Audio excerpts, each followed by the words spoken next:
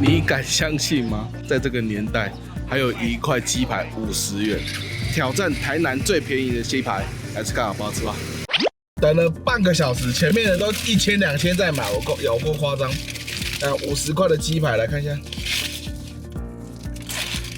50块的鸡排没有在跟你开玩笑，小小的这样而已呢。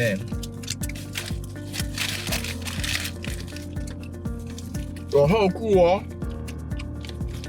我原本以为50块就不好吃，很干很柴哦。哇，超赞！我刚才已经偷吃鸡皮了，鸡皮超脆，必点。怎么还有10块钱起跳的咸酥鸡啊？好扯哦！百叶豆腐，它的百叶刚才也炸得超级蓬。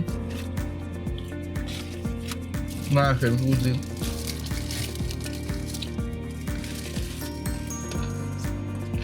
咸酥鸡比较普通，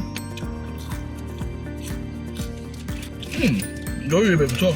咸酥鸡我就觉得有点普通，如果是我就会点鸡排，然后大家切着分着吃。如果你们刚好有来这里，可以来买，不错，好吃便宜。赞！有什么推荐的便宜咸酥鸡吗？底下留言知道。